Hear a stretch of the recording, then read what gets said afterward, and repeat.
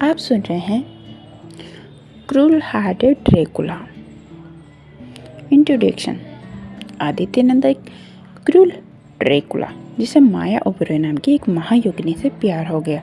जहां माया का लक्ष्य था दुनिया से वैम्पायर्स को खत्म करना, तो वहीं आदित्य का लक्ष्य था दुनिया में वैम्पायर्स का साम्राज्य फैलाना।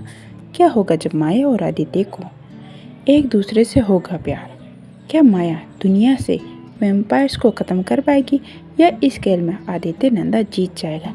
ऐसे में आदित्य और माया के प्यार का क्या होगा? क्या होगा इनकी शक्तियों का आपस में टकराने का इंजाम? कि जानने के लिए सुनते रहिए cruel hearted Dracula. Dracula chapter 1, fest का अरेंजमेंट। दिल्ली का कॉलेज कैंपस जो न जाने कितने एकड़ों किलोमीटरों में फैला हुआ था, और वहाँ एक नहीं बल्कि 20 से ज़्यादा कॉलेजेस थे। वहाँ आज धूम मची हुई थी, और होती भी क्यों ना, होली की धूम जो थी।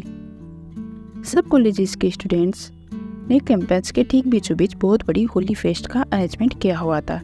रंग से सरोवर, खूबसूरत समा हर एक स्टूडेंट को अपने रंग में भिगो चुका था। बीच में एक बड़ा सा रंगीन पॉन्ड बनाया गया था, जिसमें हर स्टूडेंट को उठाकर फेंका जा रहा था। रंगीन पानी के फव्वारों का भी अरेंजमेंट था। कुंजिया, खाने पीने की चीजें, ठंडाई और भांग, कुछ भी ऐसा नहीं था जो छूट गया था।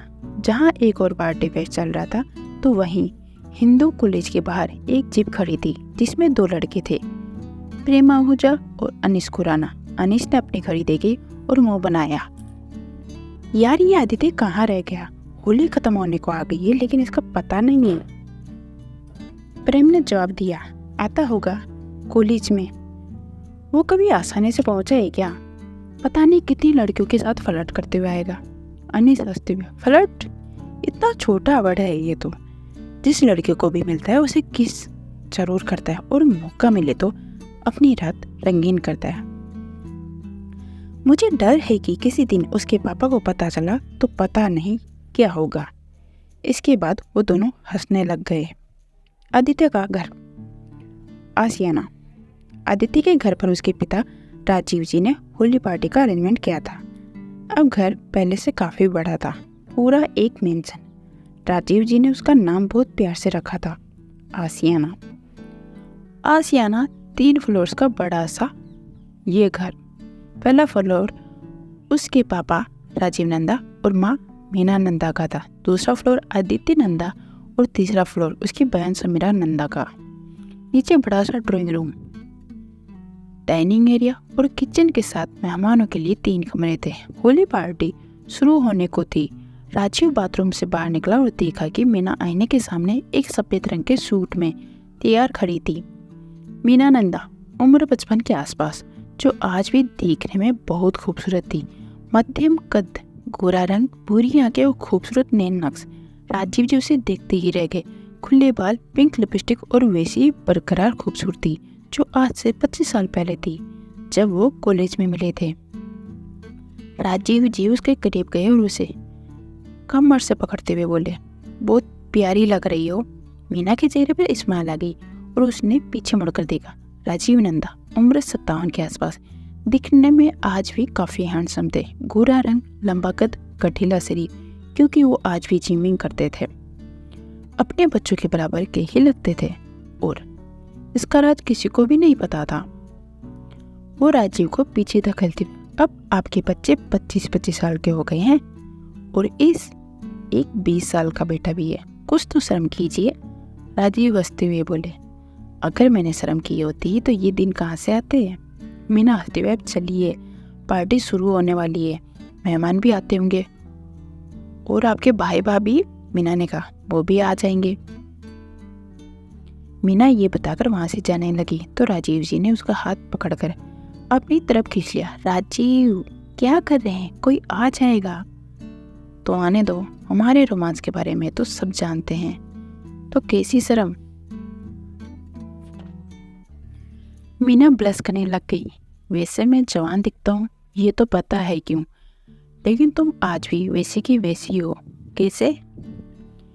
मीना हंसते हुए, अब आप बस भी कीजिए। राजीव ने उसके कानों में कहा, बुरा ना मानो, होली है। और उसने लाल रंग से मीना के गालों पर लगा दिया। मीना के चेहरे पर स्माइल आ गई। आज आप देखेगा, मैं आपको छोड़ने वाली नहीं हूँ। उसने भी कलर उठाया और राजीव के पीछे भागी। राजीव आगे आगे भाग रहा था। दोनों सीढ़ियों से नीचे जा रहे थे कि बीच में रिमा आ गई, जो कि राजीव की ही बहन थी। अरे अरे, क्या हुआ? रीमा दी, देखिए ना राजीव जी को, ये आज भी मुझे इस बात को लेकर चिढ़ाते रहते हैं। रीमा ने राजीव की तरफ घूरते हुए देखा।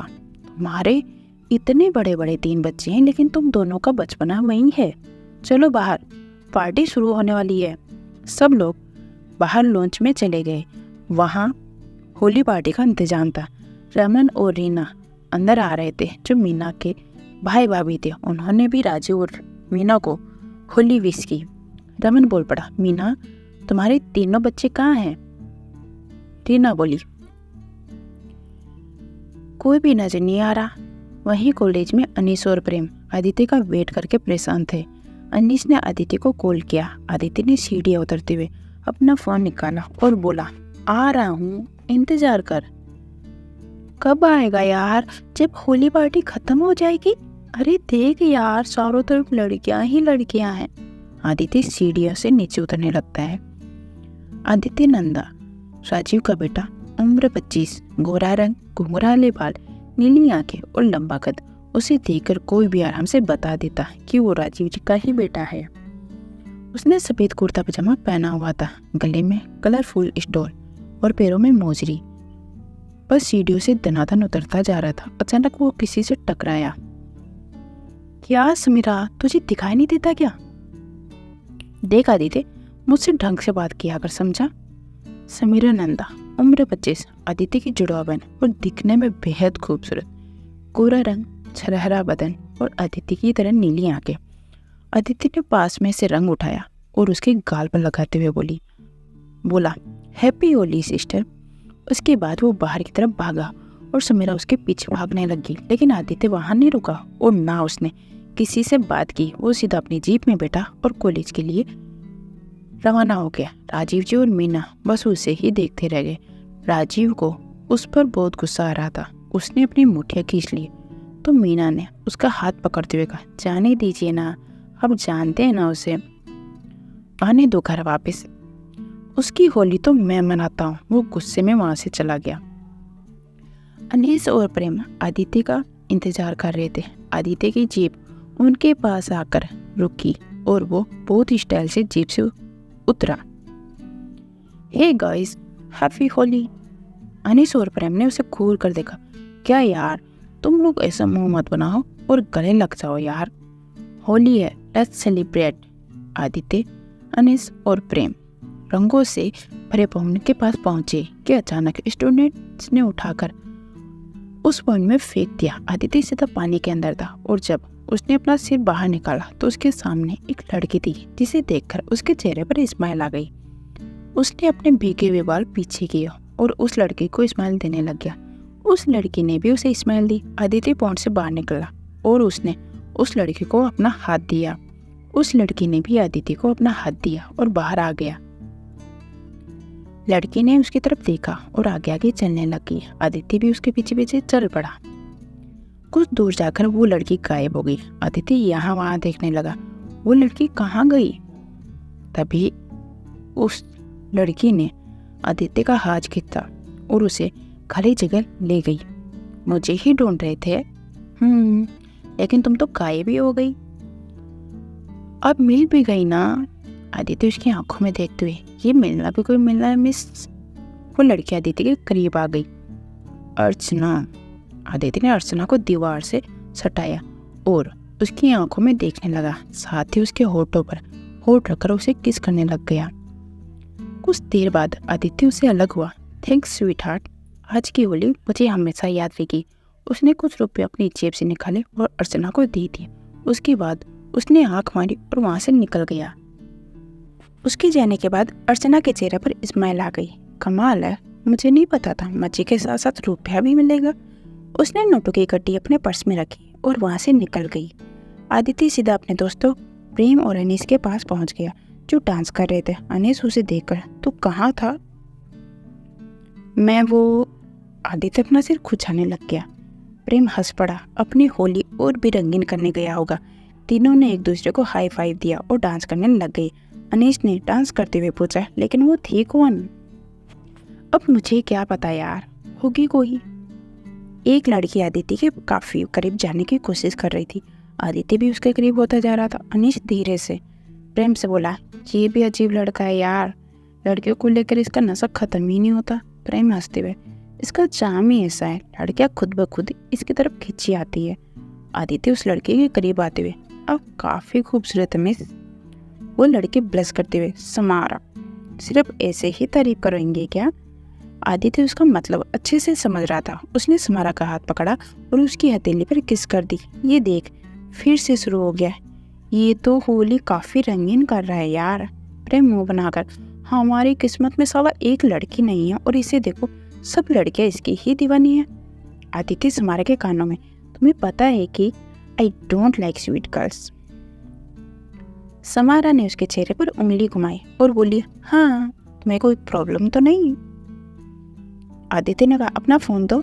आदित्य के चेहरे पर बड़ी सी स्माइल लगी और उसने समारा के गाल पर किस करते हुए कहा, तो मैं तुम्हें फोन पर सब डिटेल्स भेज दूंगा, रात में मिलते हैं। समारा ने कहा, मैं तुम्हारे मैसेज का वेट करूंगी। आदित्य ने उसे बाय कहा और अपने दोस्तों के पास आ गया। अनीश घूर कर, अब क्या हुआ? हम लोग रात में मिलने वाले हैं। प्रेम ने अपने माथे पर हाथ मारा, क्या करे तेरा? आदित्य ने दोनों के गले में हाथ डाला और वहां से निकल गया। कुछ देर पार्टी में मस्ती के बाद वो तीनों अपने घरों को लौट गए। आसियाना, आदित्य के घर पर पार्टी खत्म हो चुकी थी। सब अपने घरों को वापस जा चुके थे। उसकी जीप सीधा मेंशन के अंदर दाखिल हुई। वो जीप से कूदा और चाबी घुमाते हुए घर में दाखिल हो गया। अंदर पहुंचते ही उसने देखा कि सामने राजीव जी खड़े थे, साथ में मीना भी थी। आदित्य के पैर उन्हें देखकर वहीं ठिठक गए। फिर वो मीना के पास गया और उसके गले लगते हुए बोला, हैप्पी होली मम्मी। और फिर उसने मीना के पैर छू लिए। मीना ने राजीव की तरफ देखा जो काफी गुस्से में थे। आदित्य ने राजीव के पैर छुए लेकिन राजीव पीछे हट गए। कहाँ थे? आदित्य बेशर्मी से फ्रेंड्स के साथ होली पार्टी में था।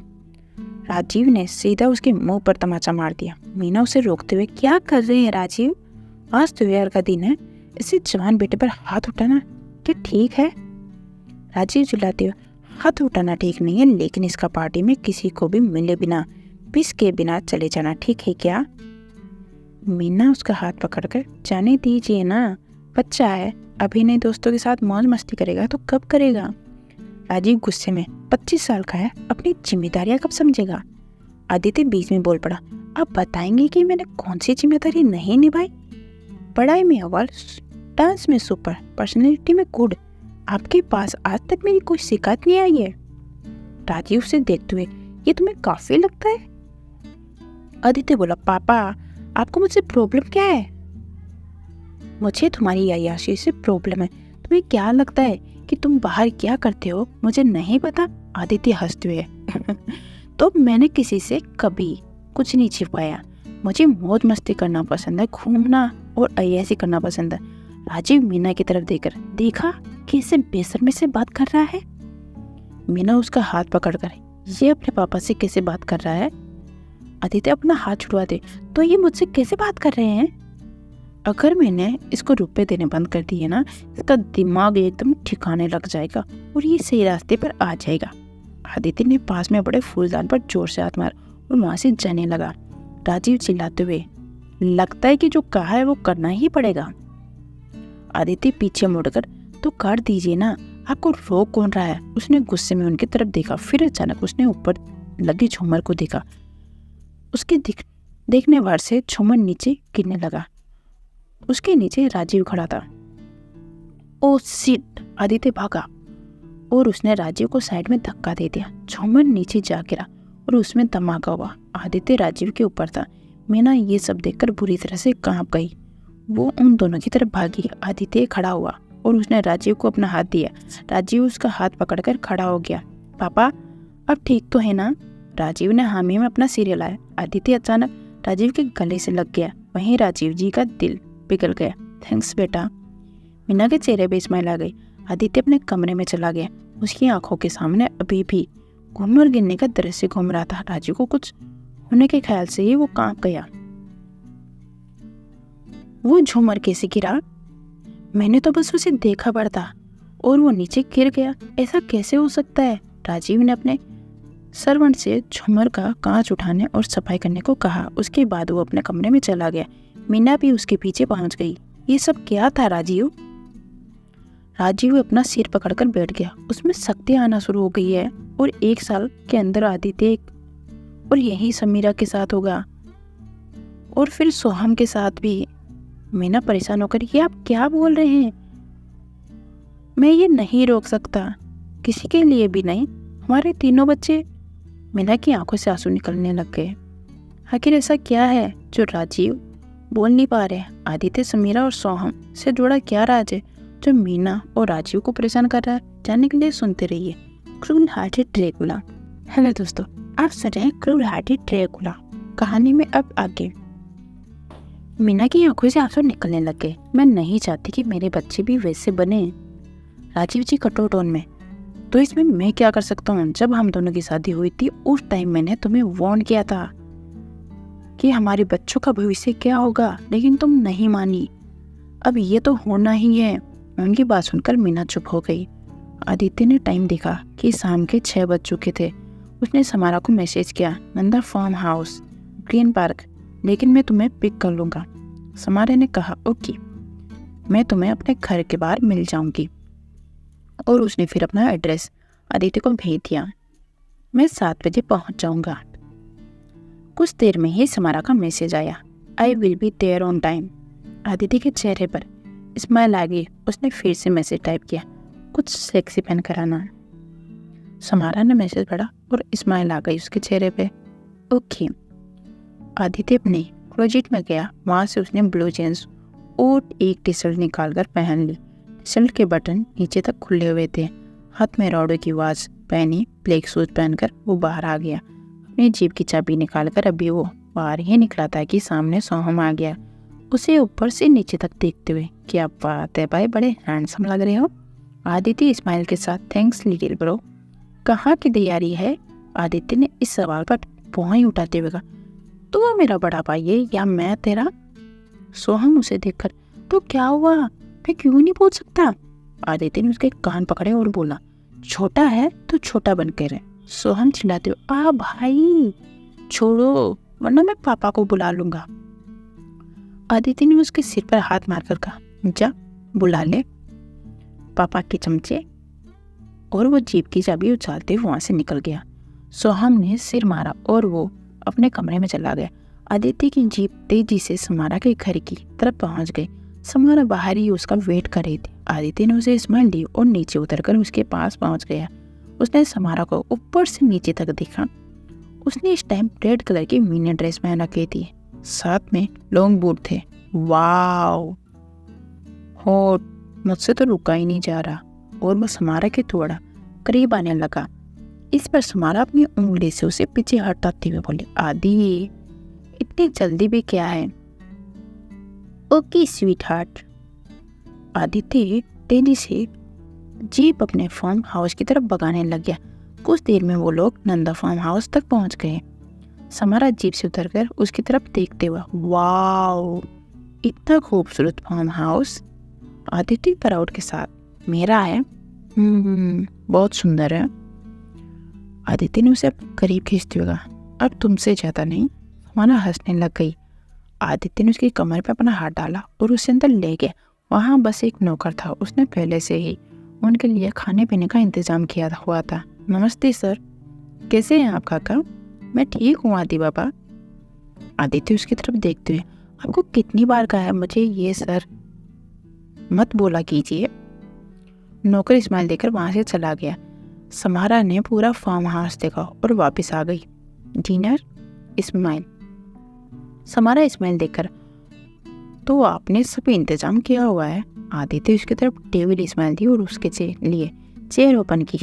उसके बाद उसने शैंपेन ओपन करके सर्व की। फिर उसने हल्का सा म्यूजिक भी चला दिया। आदित्य समारा के लिए पूरा माहौल तैयार कर चुका था। दोनों डिनर कर चुके थे। समारा बीच में ही बोल पड़ी, तुमने कभी स्टंट किया है? आदित्य बोला, और तुमने? समारा बीच में बोली, हाँ, 1-2 बार। आदित्य हंसने लग गया। Dance please. समारा भी खुद आदित्य को किस कर रही थी। आदित्य ने अचानक उसे अपने कंधे पर उठाया और उसे अंदर अपने बेडरूम में ले गया।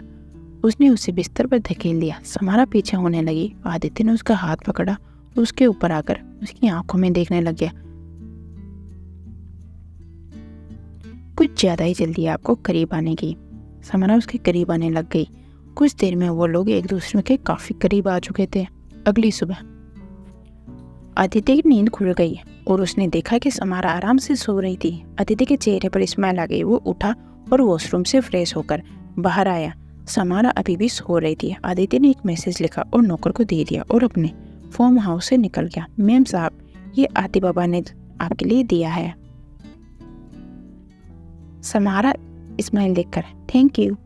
उसने अंदर जाकर एनवेलप खोला जिसमें काफी सारे रुपए थे और एक नोट भी था। Nice meeting you. समारा ने अपना फोन उठाया। आदित्य को थैंक्स तो कर दूं। वो आदित्य को नंबर ढूंढने लगी, लेकिन आदित्य उसके फ़ोन से अपना नंबर और मैसेज पहले से ही डिलीट कर चुका था। समारा ने नोटों की गड्डी की तरफ देखते हुए अपना सिर मारा और कुछ देर के बाद वहाँ से चली गई। कुछ दिन बाद हिंदू कॉलेज नया सेशन शुरू हो गया था। आज उसका पहला दिन था। आदित्य और उसके दोस्तों का पोस्ट ग्रेजुएशन का दूसरा साल शुरू होने वाला था। आदित्य ग्रेजुएशन के इसी कॉलेज में पढ़ रहा था और हर साल वो अपने दोस्तों के साथ नए स्टूडेंट की रैगिंग करता था। रैगिंग की अपनी परंपरा निभाते हुए अपने दोस्तों के साथ वो कॉलेज के गेट पर अपनी बाइक पर बैठ गया। नए स्टूडेंट ने आना शुरू कर दिया। आदित्य की नजर एक लड़के पर पड़ी और उसने अपनी उंगली के इशारे से उस लड़के को अपने पास बुलाया। चैप्टर टाइटल नजदीक। सुबह जल्दी तैयार होकर वो सीधा कॉलेज पहुंच गया। आज आदित्य हद से ज्यादा हैंडसम लग रहा था। उसने आज वाइट शर्ट और ब्लू जींस पहनी हुई थी, गले में लंबी सी सोने की चेन और हाथ में महंगी घड़ी। अपनी आंखों पर गोगल्स लगाए हुए उसने जीप तेजी से कॉलेज कैंपस में मोड़ी और पार्क कर दी। जीप से उतरते ही वो सब लड़कियों की सेंटर ऑफ अट्रैक्शन बन गया है। एक लड़की दूर से उसे खास देख रही थी। उस लड़की ने दूसरी लड़की से पूछा, ये कौन है? पता नहीं, लेकिन जो भी है कुछ ज्यादा ही हैंडसम है। उसके बाद दोनों हंसते हुए वहां से चली गई। आदि को देखते ही अनीस और प्रेम के साथ 2-3 लड़के भी आ गए। अक्सर उनके साथ घूमते रहते थे। प्रेम उसे देखकर, क्या बात है, आज तो बहुत हैंडसम लग रहा है, चक्कर क्या है? आदित्य ने गोगल्स उतारकर उसकी तरफ देखा और बोला, मैं आज ही नहीं हमेशा हैंडसम लगता हूँ। उसके बाद सब हंसने लगे। फिर वो सामने देखने लगे। क्या यार, कोई भी ढंग का स्टूडेंट नजर नहीं आ रहा। आदित्य ने कहा, चल मेन गेट पर बैठते हैं। अनीस, प्रेम और बाकी 2 दोस्त अपनी बाइक्स कॉलेज गेट के सामने ले आए। रैगिंग की अपनी परंपरा निभाते हुए अपने दोस्तों के साथ वो कॉलेज गेट पर अपनी बाइक पर बैठ गया। नए स्टूडेंट ने आना शुरू कर दिया। सब स्टूडेंट वहाँ से निकल रहे थे, लेकिन उन सबको किसी स्टूडेंट को देखकर मजा नहीं आ रहा था। आदित्य की नज़र अचानक एक लड़की पर पड़ी और उसने अपनी उंगली के इशारे से उस लड़की को अपने पास बुलाया। उस लड़की ने अपनी तरफ इशारा करते हुए कहा, कौन, मैं? आदित्य ने हामी में सिर हिलाते हुए, जी हाँ, आपसे ही कह रहा हूँ। उस लड़की ने अपनी दोस्त की तरफ देखा और बोली, ये तो वही है ना? उसके फ्रेंड ने हामी में सिर हिलाया। वाओ, रैगिंग के बहाने इससे बात करने का मौका तो मिलेगा। दोनों लड़कियां उन लोगों के पास पहुंच गई। आदित्य ने उस लड़की को ऊपर से नीचे तक देखा और स्माइली हो गया। वो लड़की दिखने में काफी सुंदर थी। उसने जींस और क्रॉप टॉप पहन रखा था। बालों की उसने पोनीटेल बनाई हुई थी। होठों पर हल्की सी पिंक लिपस्टिक। आदित्य उसे देखते हुए, तुम्हारा नाम? अनु। आदित्य बाइक से उतरा और उसके करीब आ गया। उसके आसपास घूमते हुए बोला, तुम्हें शायद पता नहीं है, कॉलेज में अपने सीनियर्स को सर या मैडम कहकर बुलाया जाता है। अनु आदित्य की आंखें में देखते हुए, सॉरी सर। प्रेम भी उसके पास आ गया। पूरा नाम? अनु रस्तोगी। अनु की नज़र पूरी तरह से बस आदित्य के ऊपर ही थी और ये बात आदित्य बखूबी जानता था। उसने अनु की तरफ देखा और बोला, डांस? अनु यहाँ वहाँ देखने लग गई। अनीस बोला, अगर शर्म आ रही है तो तुम्हारी ये दोस्त भी तुम्हारे साथ डांस कर सकती है। अनु ने अपनी फ्रेंड की तरफ देखा। मुझे डांस नहीं आता। आदित्य उसके करीब आया और उसे देखते हुए बोला, करना तो पड़ेगा, जो भी हम कहेंगे वो सब करना पड़ेगा। और फिर तेज चिल्लाकर बोलता है, म्यूजिक। उसके एक दोस्त ने म्यूजिक ऑन किया। अनु और उसकी फ्रेंड हल्का हल्का डांस करने लगी। सब उन्हें देखकर हंस रहे थे। अब तक काफी भीड़ भी जमा हो गई थी। कुछ देर बाद आदित्य चिल्लाया, स्टॉप। उसी टाइम म्यूजिक बंद हो गया। वो अनु के पास आया और धीरे से बोला, मैं जानता हूँ कि पार्किंग लॉट से लेकर यहाँ तक तुम मेरी ही तरफ देख रही थी। अनु ने उसे देखा और हैरानी से बोले, आपको कैसे पता? मुझे सब पता है।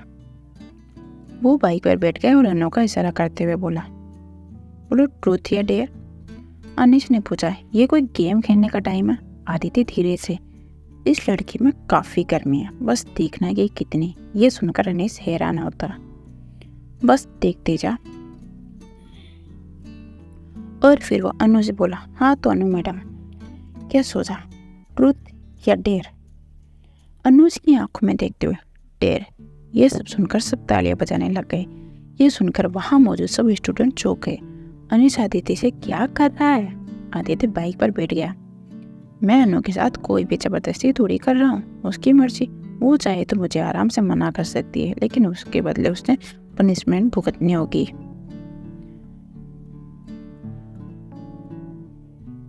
अनु ने उसकी तरफ देखा और उसके चेहरे पर स्माइल आ गई। वो आदित्य की तरफ बढ़ने लगे। सब स्टूडेंट्स देख रहे थे कि आखिर वो क्या करने वाली थी। एक स्टूडेंट दूसरे से, ये किस करेगी क्या? दूसरे स्टूडेंट ने कहा, पागल है क्या? किस कोई ऐसे सरेआम करता है क्या? अनु अब तक आदित्य के सामने पहुंच चुकी थी और वो उसकी आंखों में देखने लगती है। आदित्य ने अपनी भौं उठाई और अपने गोगल्स उतारकर अपनी शर्ट में अटकाकर उसे देखने लग गया। अनु ने अचानक उसे शर्ट से पकड़कर अपने करीब खींच लिया। यह आदित्य को काफी हैरान करने वाला था। तुम्हें क्या लगा कि अनु इस डेयर को पूरा नहीं कर सकती? मेरा नाम अनु है। वो अपने होठ आदित्य के होठों के करीब ले गई। सब स्टूडेंट बस अगले पल का इंतजार कर रहे थे। अनु और आदित्य की गर्म सांसें एक दूसरे से टकरा रही थी। अनु ने उसे अपने करीब और खींचा और उसे अपने होठ उसके होठों पर रख दिया और उसे किस करने लग गई। सब स्टूडेंट हैरानी से उसकी तरफ देख रहे थे, लेकिन अनु आदित्य को पैशनेटली किस करती ही जा रही थी। कुछ देर में वो पीछे हट गई और आदित्य को पीछे धकेल दिया। फिर अपने होठ उसके कानों के करीब ले जाकर बोली, सिर्फ किसी नहीं, तुम चाहो तो तुम्हें बहुत कुछ दे सकती हूँ। आदित्य ने उसे कहा, meet me in classroom 306 3rd floor. Anu मुस्कुराते हुए, मैं तुम्हारा वेट करूंगी। उसके बाद अनु वहां से चली गई। आदित्य ने स्माइल दी और अनु से पूछा, ये तो बड़ी आसानी से शीशे में चली गई। मैं चला एंजॉय करने। अनिस हैरानी से, तू पागल है क्या? इश्क में घायल, हा हा हा। आदित्य वहां से चला गया। कुछ देर में ही वो क्लासरूम 306 में पहुंच चुका था। उसने जैसे ही कदम रखा, पीछे से अनु ने क्लासरूम का दरवाजा बंद कर दिया और उसके करीब आ गई। आदित्य ने स्माइल देते हुए उसे दीवार से सटाया और उसके आसपास हाथ रखते हुए, तुम्हारी स्पीड तो कुछ ज्यादा ही है मिस। अनु उसके गले में अपनी बाहें डाली और बोली, यहाँ बातों में अपना टाइम वेस्ट करने आए हो? आदित्य उसके करीब गया और उसे किस करने लग गया। अनु उसकी आंखों में देखने हुए, अब किस बात की देर स्वीट हार्ट? दोनों एक दूसरे के क्लोज आने लग गए। वो बड़बड़ाए, ये अंदर इस टाइम कौन है? प्रशांत ने दरवाजा खोलने की कोशिश की, लेकिन वो अंदर से लॉक था। वो बड़बड़ाए, ये रूम तो अंदर से लॉक है, लेकिन इस टाइम कौन है? प्रशांत ने दरवाजा नॉक किया और चिल्लाया, अंदर कौन है? दरवाजा खोलो, मैंने कहा ओपन द डोर। प्रशांत की आवाज सुनकर आदित्य और अनु बुरी तरह से घबरा गए। आदित्य बड़बड़ाते हुए, दरवाजे पर कौन हो सकता है? अनु घबरा कर, अब क्या होगा? क्या प्रशांत सर आदित्य और अनु को पकड़ लेंगे? और क्या होगा सबका रिएक्शन? आदित्य और अनु को क्लासरूम 306 में देखकर जानने के लिए सुनते रहिए cruel hearted Dracula. Chapter title, CT scan. Aditya classroom में अनु के साथ काफ़ी रोमांटिक हो गया। अनु उसकी आंखों में देखने लग गई और बोली, कम तो तुम भी नहीं हो आदि। प्रशांत ने दरवाजे पर अपना कान लगाया और सुनने की कोशिश करने लग गया। अंदर से तो किसी की आवाज़ आ रही है। उसने डोर को नॉक किया। प्रशांत चिल्लाकर, अंदर कौन है? दरवाज़ा खोलो, मैंने कहा ओपन द डोर। उसकी आवाज़ सुनकर आदित्य और अनु बुरी तरह से घबरा गए। आदित्य बड़बड़ाते हुए, दरवाजे पर कौन हो सकता है? प्रशांत ने फिर से डोर नॉक किया। बाहर और भी स्टूडेंट इकट्ठा हो गए। एक लेक्चरर ने प्रशांत से पूछा, क्या हुआ प्रशांत जी? सर, अंदर कोई है और दरवाजा अंदर से लॉक है। मैं कब से नॉक कर रहा हूँ लेकिन ना तो कोई जवाब दे रहा है ना दरवाजा खोल रहा है। बाहर मौजूद सब लोग दरवाजा खटखटाने लग गए। दरवाजा खोलो। अनु घबराते हुए, अब क्या होगा? अगर हम दोनों ऐसे पकड़े गए तो मैं तो बर्बाद हो जाऊंगी। काश हम यहाँ से गायब हो पाते। मेरा बस चले तो मैं तुम्हें लेकर यहाँ से गायब हो जाऊं। प्रशांत और कुछ स्टूडेंट ने मिलकर रूम का दरवाजा तोड़ दिया। जब वो लोग अंदर पहुंचे तो हैरान हो गए, वहाँ कोई भी नहीं था। प्रशांत हैरानी से, यहाँ तो कोई भी नहीं है। बाकी सभी क्लासरूम की तरफ देखने लगे। दूसरे टीचर ने कहा, प्रशांत सर, यहाँ तो कोई नहीं है। प्रशांत ने कहा, मैंने खुद यहाँ किसी की आवाज़ सुनी थी। तो फिर कहाँ गए? प्रशांत क्लासरूम की तरफ देखने लगा। जहाँ कोई खिड़की या दरवाजा, दूसरा कुछ नहीं था। एक ही खिड़की और दरवाजे थे जो सामने कॉरिडोर में खुलते थे। वहाँ तो वो सब खड़े थे। प्रशांत मन में, जो भी यहाँ था उसे आसमान खा गया, धरती निकल गई। फिर वो टीचर से, आपने खुद देखा ना कि दरवाजा अंदर से लॉक था। हो सकता है कि दरवाजा जाम हो गया हो और आपको लगा हो कि अंदर से बंद है। अब आइए चले यहाँ से। प्रशांत और बाकी सब वहाँ से निकल गए। प्रशांत क्लासरूम की तरफ मुड़कर देखता है। वहीं आदित्य और अनु नीचे सीढ़ियों में खड़े थे। अनु हैरान थी कि वो ऐसे क्लासरूम से अचानक बाहर कैसे आ गई। आदि, ये सब तुमने कैसे किया? तुम क्या कोई जादूगर हो? हम तो वहाँ क्लासरूम में थे ना। आदित्य तो खुद भी ये नहीं समझ पाया। तो वो अनु को क्या समझाता? उसने अनु का हाथ पकड़ा और उसे अपने करीब खींचकर उसकी आंखों में देखा। अनु भी उसकी आंखों में देखने लगी। जो कुछ भी हुआ उसे भूल जाओ, समझी तुम? ना तो तुम्हें कुछ याद है और ना ये सब तुम किसी को भी बताओगी, वरना मुझसे बुरा कोई नहीं होगा। इस समय आदित्य भी नहीं जानता था कि उसकी आंखें नीली हो चुकी थी। अनु उसकी आंखों को देखकर घबरा गई। आदित्य, तुम्हारी आंखें? कुछ पलों के लिए वो खोस ही गई।